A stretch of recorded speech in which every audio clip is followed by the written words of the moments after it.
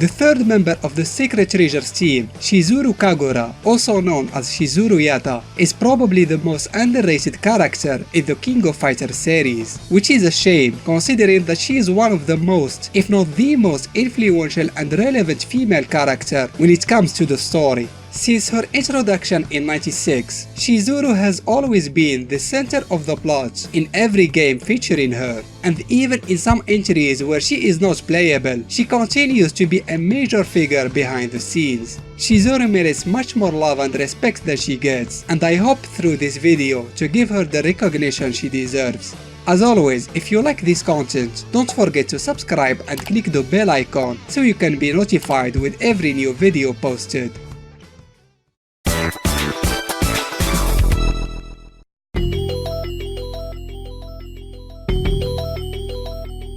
Ever since her young age, Shizuru was raised to be a priestess of the Yata household. Her clan had a major role in sealing the evil entity known as Orochi 1800 years ago. And so, as part of her training, Shizuru learned everything about this critical event and embraced her fate as a member of a family that was destined to guard the Orochi seal. Thanks to her training, Shizuru gained the ability to foretell some future events and even learn a person's past. Despite being a prodigy child, Shizuru was not the heiress of the Yata clan, as this title went to her twin sister Maki, the oldest and also the strongest of the two. And so, Maki was the one who possessed the third sacred treasure that sealed Orochi, the Mirror of Yata.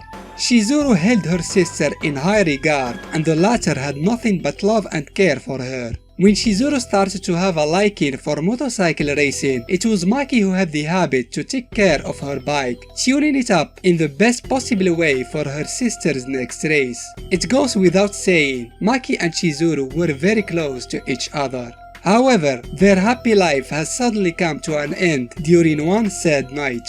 In his relentless attempts to resurrect Orochi, Genetsu, the leader of the Hakusho, came to the Yata household with the intention of freeing his master. Faithful to her duties as the guardian of the seal, Maki wasn't going to let him accomplish his mission so easily. She fought Genetsu with all her powers, but alas, she was on her own, and without the help of the other two clans, the Heavenly King had the upper hand and gave the death blow to Maki. He then immediately broke the Orochi seal and left, satisfied with the results of his actions. On her dying breath, Maki passed her title as the heiress of the Yata clan to Shizuru and asked her to find Kusanagi and Yagami, as only the combined force of the three sacred treasures can vanquish the Orochi clan and repair the seal. Seeing her dear sister passing away in front of her eyes had an unimaginable trauma on Shizuru, but she had no time to mourn her. As the new heiress of the Yata clan, the first thing Shizuru did was to change her name to Kagura, which made her hard to find by Genetsu and his followers.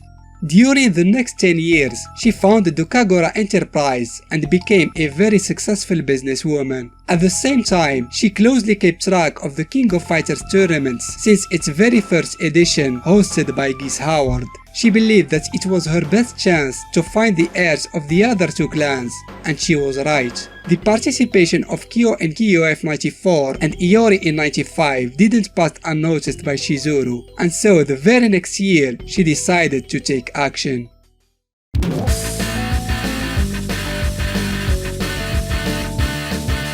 KOF 96 was hosted by Shizuru for the purpose of gathering Kyo and Iori and convincing them to help her repair the seal of Orochi. It was a risky move from her, knowing that Genetsu and the Orochi clan were looking for her, but Shizuru could no longer hide in the shadows. Kyo's team were the champions of this competition, and Shizuru challenged them so she can gauge the strength of the Kusanagi heir herself. After their battle, she presented herself to both Kyo and Iori as the guardian of the seal and confessed her true intentions behind sponsoring KOF. But their conversation was cut short when Genetsu, who was looking for Shizuru all this time, made his appearance and couldn't find a better opportunity to kill all three heirs of the clans responsible of his master defeats in the past. He underestimated the combined might of the three sacred treasures. With the help of Kyo and Iori who joined them, Shizuru had the support needed to defeat Genis, a support that Maki didn't have when she was killed. She finally had her vengeance against the murderer of her sister. But Shizuru's true goal was more than selfish revenge. She knew that Genis was just a lackey for their real enemy, Orochi, whose presence was growing stronger with each passing day, menacing to materialize in their world if they didn't do something about it. That's why she asked her two companions again to help her replace the seal so they can avoid to deal with Orochi in the future. However, due to their vain and sterile rivalry, Kyo and Iori refused to ally with each other. Rejecting her demand, they left on their separate ways. But Shizuru is not the type to give up so easily. She was determined to acquire their help, and she would try to convince them again. KOF 96 was a major commercial success in spite of Genis' intervention ruining its finale. This achievement encouraged Shizuru to sponsor the following edition of the tournament with the help of other major companies. Her intentions were the same as before, but this time she entered the competition as a regular participant and joined the women fighters team with King and Mai. She witnessed with horror Iori turning wild under the influence of the Rite of the Blood and attacking Kyo's team, and was shocked when the New Faces team revealed themselves as the last members of the Heavenly Kings. But nothing was preparing her for the moment she dreaded her entire life, the resurrection of the demonic being Orochi. Overcoming her fears, she joined Kyo and Iori for the ultimate fight that would decide the fate of all mankind. The three Sacred Treasures team fought with all what they had and successfully repeated what their ancestor did 1800 years ago. And even when Orochi tried to turn the tables on them at the end, they kept fighting until its complete destruction, which led Shizuru to seal it at last. Once the threat of Orochi eliminated, Shizuru disappeared from the KOF tournaments. She returned to her casual life as the CEO of the Kagura Enterprise while assuming her duties as the Yatta heir and the guardian of the seal. With the exception of her cameo in 2002 Unlimited match, she had no involvement with the NES crisis. But in 2003, her mundane life was about to be shambled again.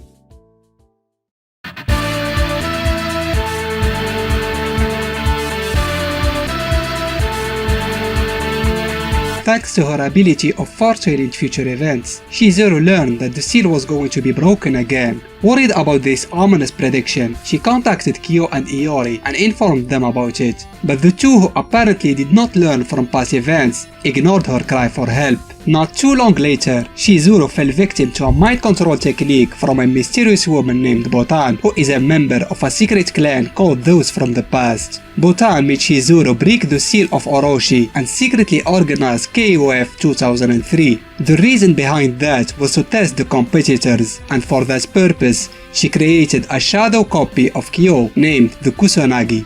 When K-Dash's team made it to the finals, Shizuru revealed herself as the true host of the tournament. Still under the control of Botan, she created a copy of her long-dead sister, then challenged them into a fight. K-Dash and his friends managed to defeat her, which allowed Shizuru to break free from Botan's mind control.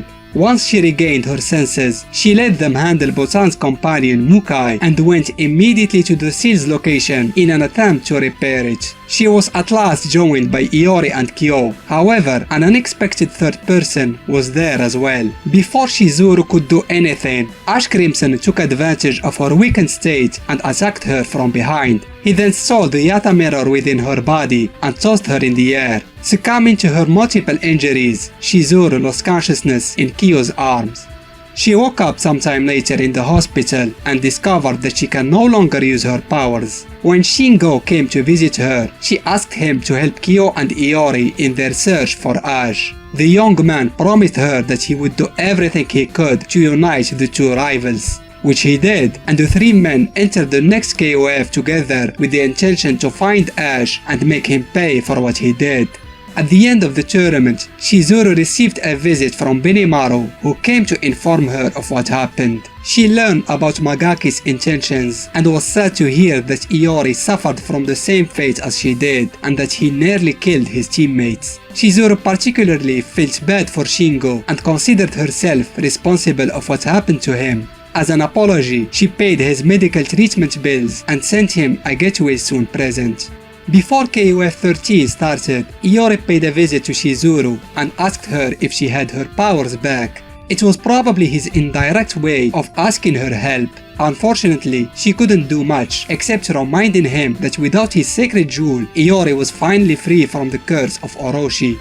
Uninterested by this freedom, the Yagami heir was determined to claim his treasure back and promised Shizuru that he would get her mirror back as well. Though it was mainly because of Ash's sacrifice at the end of the tournament that they both recovered their powers. Iori chose to claim his flames back, while the Yata mirror was at last in the hands of her rightful owner.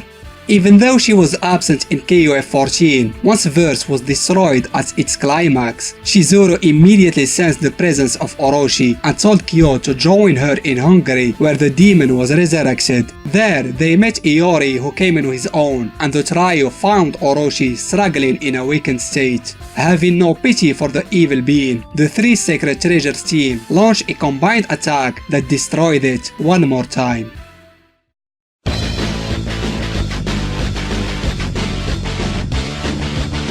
The powers of the Yata mirror allow Shizuru to use a huge variety of techniques, both for her fighting attacks and passive abilities. With the perfect timing, she can reflect projectiles, including the most devastating ones, and with the use of the mirror's energy, she can throw even the biggest enemies away from her.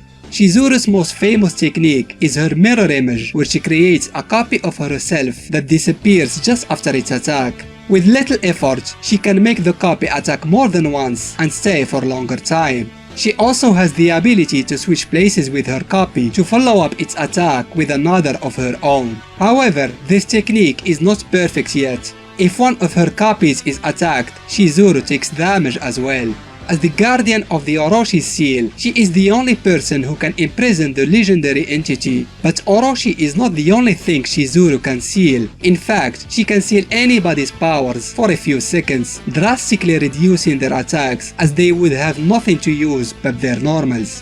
When it comes to her passive abilities, her repertoire is even bigger. Shizuru can create shadow copies of living and dead people, as it was the case with the Kusanagi and Maki's illusion in 2003. She also has the ability to teleport, although we never saw her use this power. When Ash stole her mirror, he became immediately able to teleport, which implies that Shizuru had this faculty all along. One of her strongest and scariest skills is telepathy. Shizuru can talk into other people's mind, learn about their past, and even possess them if she wanted. And let's not forget her foretelling ability, which allows her to predict some future events. She is a priestess after all. Despite all these impressive powers that are more suited for a final boss than a regular character, her sister Maki was even stronger. Put it simply, she had all of Shizuru's strength and none of her weaknesses. For instance, Maki's mirror images worked as projectiles, meaning even if one of her copies was hit, she would be totally fine, and she could create more than just one at a time. Fun fact, in KOF 96, if you play as the three Sacred Treasures team, the Shizuru that you fight before the final boss reveals herself to be Maki, informing the trio that she wants to test her sister's strength. Although the presence of Maki in 96 is non-canon, it's still a nice detail. With Antonov, she is the only character to have hosted a tournament with no ill intentions. Maybe it's no coincidence that even their stages look similar in both regular and destroyed shape.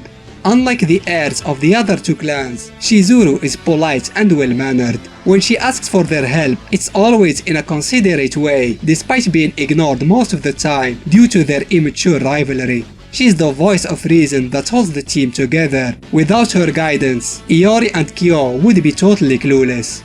Since the death of her sister, Shizuru's life was nothing but work and duty, which had an impact on her personality, making her a very serious and stern character. But the short time she spent with King and Mai in 97 allowed her to chill and lighten up a little. Her awkward dancing when she wins a fight is a proof that Shizuru just started learning to enjoy the little moments and determined to recover the life that was stolen from her.